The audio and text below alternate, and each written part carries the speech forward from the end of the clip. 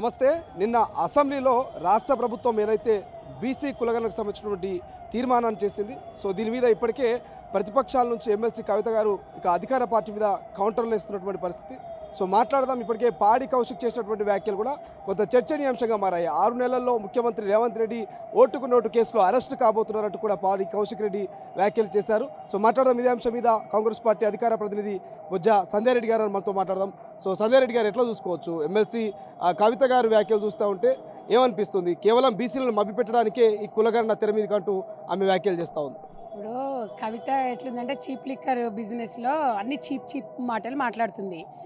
గతంలో BRS party మరి survey చేసింది, మరి బీసీది వాళ్ళు అది ఎక్కడ పెట్టిరమ్మా? మీరు మమ్మల్ని అడుగుతారా?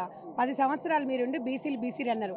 మొన్న ఈ అసెంబ్లీ ఎలక్షన్లో ఎంతమందికి మీరు బీసీ సీట్లు ఇచ్చిండ్రు? మీరు మేమన్నా కనీసం మేము తీర్మానం పెట్టి మేము చేసినాము. డెఫినెట్గా బీసీలకే ఎక్కువ శాతము ఇలా కాంగ్రెస్ పార్టీని న్యాయం జరుగుతుంది.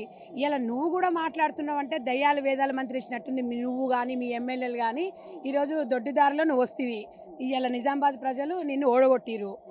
ఓడగొట్టిన తర్వాత నువ్వు ఎమ్మెల్సీ దొడ్డిదారిలో తీసుకుంటివి. ఇవాళ నీకు బాగా మాటలు వస్తున్నాయి.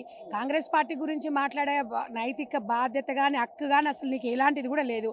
నీకు ఎంతసేపు ఉన్న చీప్ లిక్కర్ గురించి మాట్లాడు. ఒక కోటర్కి ఎంత, లేకపోతే ఫుల్ బాటిల్కి ఎంత, హాఫ్ బాటిల్కి ఎంత దాని గురించి మాట్లాడు. అంతే తప్ప తెలంగాణ ప్రజల మనోభావాలను దెబ్బతీసే విధంగా మహిళలను అందరినీ కూడా కించపరిచే విధంగా నువ్వు లిక్కర్ దందా చేసి ఇలా నీకు అసలు తెలంగాణ రాష్ట్రంలో ఎక్కడన్నా నీకు ఎక్కడన్నా ఎవరన్నా పోతే ఒక ఆడపిల్లని గౌరవం ఇచ్చే పరిస్థితుల్లో నువ్వు ఉన్నావా? నువ్వు తెలంగాణ బతుకమ్మ అంటారు. బతుకమ్మ పండుగనే కవితనే తీసుకొచ్చినట్టుగా మాట్లాడుతూ ఉంటారు. గతంలో ఇప్పుడు మొన్నటిదాకా పూలే విగ్రహం పెట్టాలని డిమాండ్ చేసింది.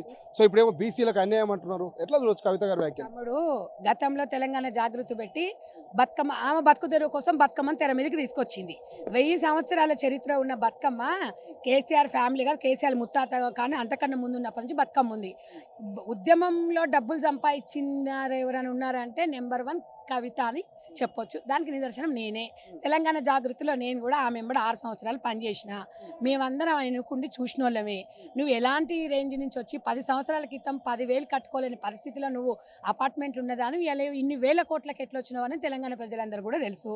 ఇవాళ నువ్వు బతుకమ్మను నువ్వు నేనే తీసుకొచ్చినా అని చెప్తే హాస్యపదంగా ఉంది. ఎందుకంటే నవ్వుతారు ఎవరైనా చెప్తే. ఇలా బతుకమ్మను నీ బతుకోసమే తెచ్చుకొని బతుకన్న మరి నువ్వు ఇప్పుడు ఎమ్మెల్సీ కన్నా ముందు ఎంపీగా ఉన్నావు.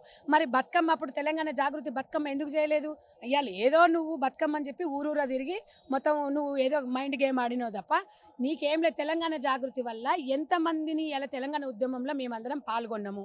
నువ్వు A1 అయితే మేము A2 ఉన్నాం, ఇంకా మా ఇంకో 10 మంది ఉన్నారు. ఎన్నో కేసులు ఎదుర్కొన్నాము. మరి వారందరికీ లేనిది నీకు పదవులు ఇచ్చిండు మీ అయ్యా. జాగృతిని ఏం జాగృతం చేసినావు? నువ్వు జాగృతి నుంచి 100 హామీలు ఇచ్చినావు. టీఆర్ఎస్ పార్టీ వచ్చిన తర్వాత అందరికీ న్యాయం జరుగుతుంది అని చెప్పినావు. మళ్ళీ అందరూ ఏం వెలుగబెట్టినావు అని చెప్పేసి ఇవాళ ఏదో ఉద్ధరించినట్టు ఇన్లేదో పీకేసినట్టు మళ్ళీ భారత జాగృతి అని చెప్తున్నావు. పూలేర విగ్రహం గురించి ఇవాళ నువ్వు మాట్లాడుతున్నావు. అమ్మ 10 ఏళ్ళు మీరు మీ అయ్యలేడా అమ్మ సీఎం అప్పుడు గుర్తు రాలేదా? ఇవాళ ఎవరు బీసీలను లేకపోతే అందరిని ఇవ్వాలంటే కులాలను విడగొట్టి మీరు చేసి మీకు ఇవాళ గుర్తొచ్చిందా మీకు?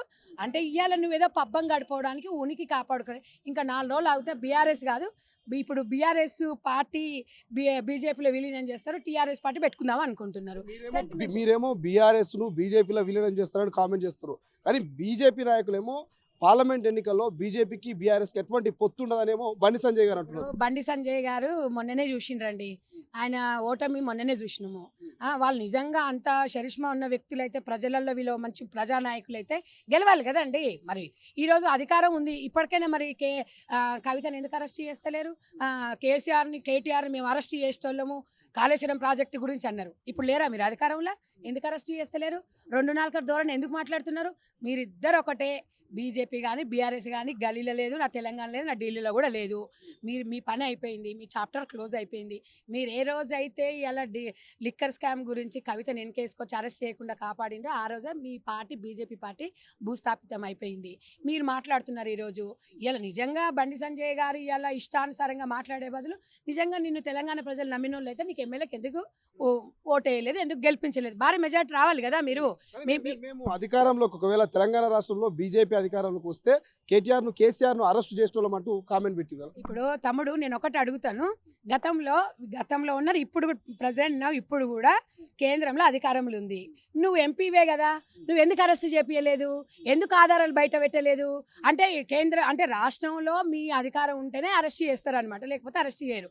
అంటే ఇక్కడ అధికారంలో ఉంటేనే మీకు వీళ్ళు దొంగలాగా కనిపిస్తారు, లేకపోతే మీకు దొరల్లాగా కనిపిస్తారు.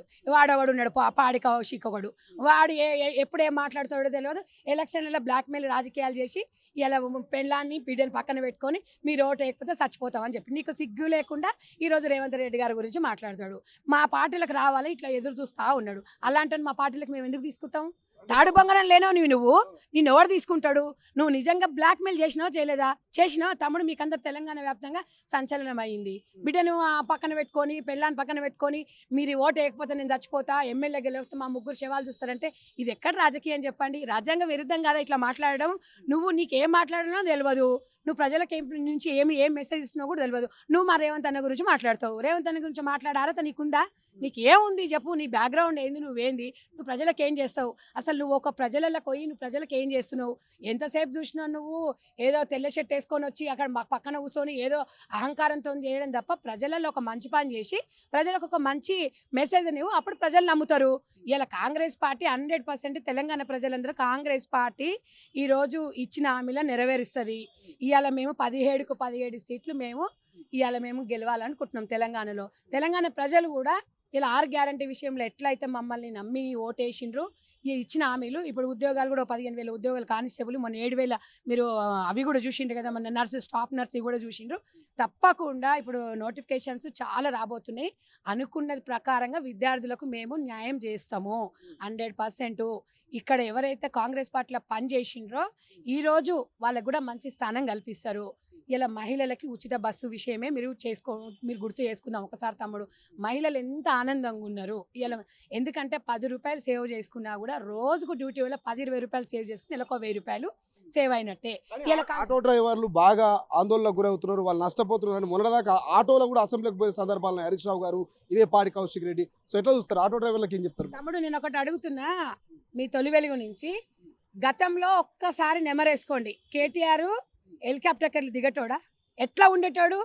అది ఏదో సినిమాలు గుర్తొస్తుంటాయి అనమాట. మొత్తం ఆ మహేష్ బాబు శ్రీమంతుడు సినిమాలా లేకపోతే ఇంకో దాంట్లో ఉరుకుతాడు, అట్లా ఉరికేటోడు. ఇవాళ అధికారం పోయిన తర్వాత ఆటో గుర్తుకొచ్చిందా? అంటే అంతకుముందు తెలంగాణలో ఆటోలు నడపలేదా? ఆటో డ్రైవర్లు ఎవరు లేరా? వాళ్ళకి ఎందుకు న్యాయం చేయలే? మేము 100% రేవంత్ అన్న ఒక్కటే చెప్తున్నాడు, ఆటో తమ్ముళ్ళని మేము ఆదుకుంటాము. మీరు మహిళల ఉచిత బస్సు గురించి మీకు ఇద్దరికి టైప్ చేయకూడదు దయచేసి. మీకు 100 మీకు అందులో కూడా పెట్టాం కదా 12,000 రూపాయలు అనేది కూడా మేము ఒకటి, అంటే వీళ్ళు అడగకుంటే మేనిఫెస్టోలో పెట్టినామా లేదా? నిజంగా కూడా నికాసైన వాళ్ళు ఉంటే మీకు ఆటో కొనుక్కోవడానికి కూడా సబ్సిడీ మీద లోన్లు ఇస్తుంది కాంగ్రెస్ ప్రభుత్వము. తప్పకుండా మీ బాగోగులు, మీరు ఒక 12,000 మెంబర్స్ ఫ్యామిలీస్ ఉండొచ్చు, కానీ తెలంగాణ దగ్గర 1.5 మహిళలు ఉన్నారు.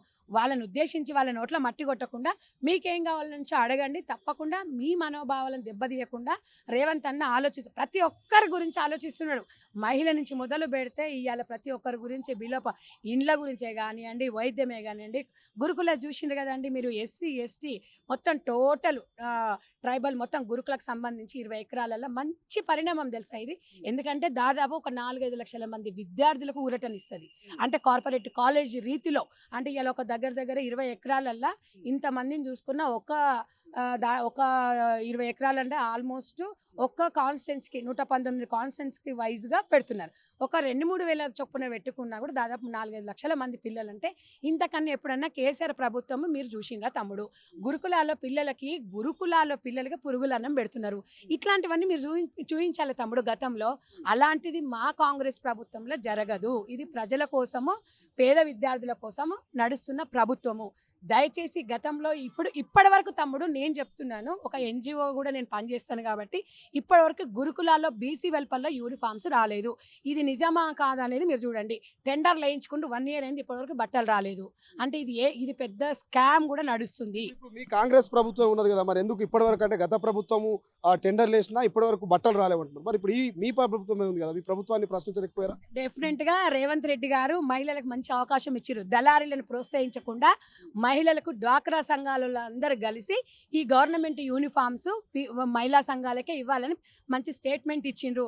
గ్రామీణాభివృద్ధి నుంచి గ్రామాలలో ప్రజలు డెవలప్ కావాలి, వాళ్ళ కాళ్ళ మీద వాళ్ళు నిలబడాలని స్వయం ఉపాధి పథకాల ద్వారా ఒకవేళ వాళ్ళకు కుట్టడానికి రాకపోతే కూడా గవర్నమెంటే వాళ్ళకు నేర్పించి పీస్ వర్క్ ఇచ్చే విధంగా చేస్తున్నారంటే మహిళలకు ఎంత పెద్ద పీటనేస్తున్నారు. దళారీ వ్యవస్థ నిర్మూలించాలి.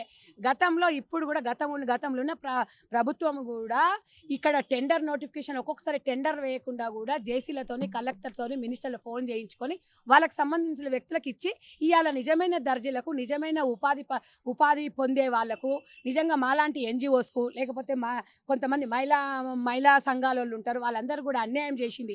సో ఇప్పుడు అట్లా జరగకుండా డైరెక్ట్ స్టేట్మెంటే ఇచ్చిండ్రు కాబట్టి చాలా సంతోషమైన విషయము. అది అందరు ఈ అవకాశాలు అందరూ ఉపయోగించుకోవాలి. ఇప్పుడు ఆల్రెడీ గవర్నమెంట్ మున్సిపల్ ఆఫీసులలో కూడా సంఘాలలో అందరినీ కూడా పేర్లు రాసుకున్నారు. సీతక్క గారు కూడా ఊర్లలో కూడా గ్రామ సర్పంచ్ నుంచి అంటే గ్రామ స్థాయి నుంచి జరుగుతుందని. ఇప్పుడు సర్పంచ్లు లేరనుకో అఫ్కోర్స్ అక్కడ ఉన్న అధికారుల సమక్షంలోనే సంఘ బంధాలలో అయితే ఏవి ఉంటాయో ఇప్పుడు దీంట్లో సమైక్య అని ఉంటుంది, కేవీపీ ఏమేమో సంఘాలు ఉంటాయి, వాళ్ళందరినీ కూడా నోటెడ్ చేసుకొని వాళ్ళకి ఇవ్వాలని అంటున్నారు. ఇంతకన్నా ఎక్కువ ఏం కావాలి, అందరికీ ఉద్యోగాలు ఇవ్వలేరు కదా. కాబట్టి ఇలాంటి వాళ్ళకు గ్రామాలలో ఇప్పుడు ఉద్యోగాలు చేసే వాళ్ళు చాలా మంది ఉండరు, కొంతమంది ఇంటి దగ్గర ఉండరు. ఇంత మంచి అవకాశం కల్పిస్తుంది. తప్పకుండా ఈ 60 రోజులే కాదు ఇంకా చూడండి, మీకు చాలా మంచి మంచి అవకాశాలు వస్తాయి. ఇది గవర్నమెంట్ అనేది ప్రజల గవర్నమెంటు. ఇది రేవంత్ రెడ్డి గారు చాలా సాదాసీదగా ఆయన బృందం కూడా ఇలా మంత్రివర్గం కూడా చాలా చక్కగా పనిచేస్తున్నారు. అంగు ఆర్బాటలుకోకుండా మీరందరూ కూడా ఇవాళ నిజంగా చూస్తే చాలా సంతోషంగా అనిపిస్తుంది. ఇంకా టైం ఉంది, ఎందుకంటే వీళ్ళు చేసిన అవినీతి అన్ని బయటికి రావాలి. నిన్న చూసిరు గొర్రెల దాంట్లో స్కామ్ చూసిండ్రు. మేము గతంలో కూడా చెప్పినాం, ఆ దొంగ నా కొడుకు ఉన్నాడు తెలసాని శ్రీనివాస్ యాదవ్, మేము ఆ రోజే చెప్పినాం వాడు చేప పిల్లల దాంట్లో గొర్రెల దాంట్లో చేస్తున్నాడు, ఎక్కడ జరగదు ఇళ్ళనే జరుగుతుంది. రాత్రే పోయిండు, రాత్రే పోయి ఫైల్స్ ఎట్లా మాయం చేసిండ్రు. ఇవాళ మాట్లాడతాడు ఆయన డెవలప్మెంట్ చెప్తాడు. మరి ఇవాళ కాగ్ నివేదిక ఇచ్చిన తర్వాత కూడా కాదని బీఆర్ఎస్ఎల్ కొట్లాడుతుంటే దానికి ఇంకేం చెప్పాలి? కార్ నెంబర్లతో సహా అక్కడ ఎక్కడ తరలించిర్రు, గొర్రెలు ఎక్కడ ఎంత పెద్ద స్కామ్ జరిగిందని చెప్పినాక కూడా అది వాళ్ళు పట్టించుకోకపోతే ఇంకా అది కూడా చెప్పినా కూడా వాళ్ళు ఇంకా దాన్ని అబద్ధాన్ని చేస్తున్నారు.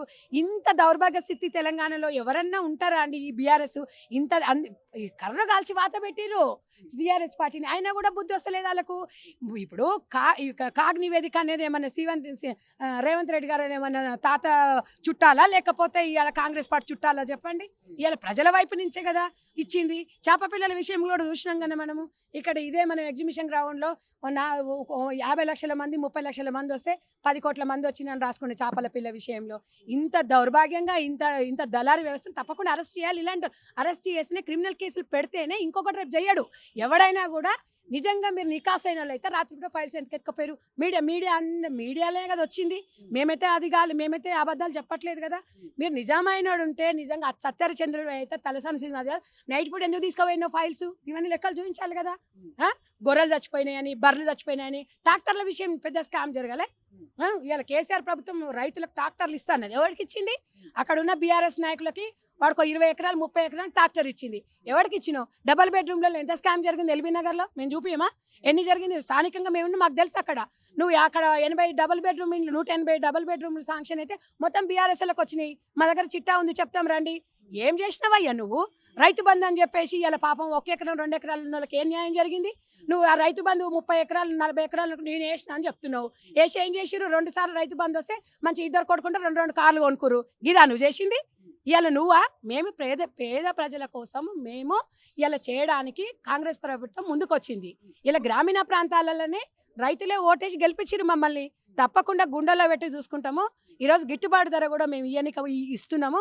గతంలో మిర్చి రైతులకు కూడా క్వింటాల్కి 17,000 ఉంటే ఇలా 23,000 రూపాయలు. ఎంత సంతోషంగా ఉండ్రు.